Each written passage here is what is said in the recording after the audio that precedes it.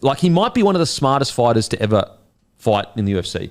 You know, GSP, there's some other guys in. So but you can make an argument that Volkanovski is one of the smartest, highest fight IQs we've seen in the MMA. Heading into the fight, everyone was saying Diego Lopes needs to just cut off the ring.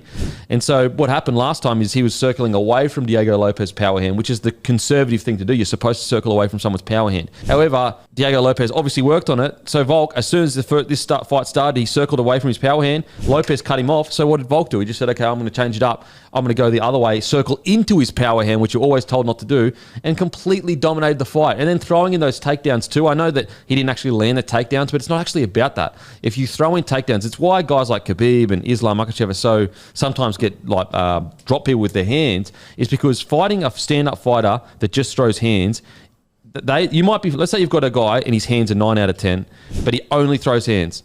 And then you've got a guy who hands a 7 out of 10, but he's a great wrestler. Sometimes it's hard to stand up against a 7 out of 10 hands guy because you've got to worry about the takedown constantly. So you've got to be light on your feet. You've got to be ready to sprawl. Your footwork's all different. Everything changes.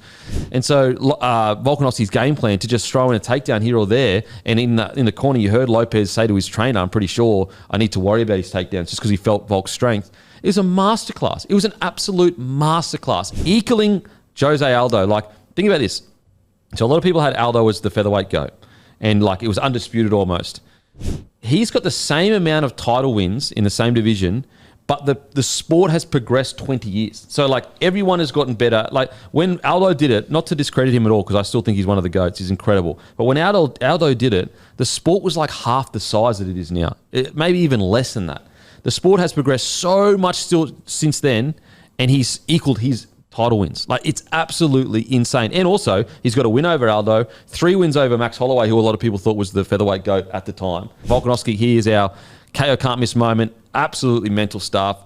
As I said, I feel like the commentators weren't really giving the dues of what had just happened to a champion at 37 years old had just come back to his hometown, essentially, and defended the belt against essentially the #1 contender. Like, that is fairy tale stuff.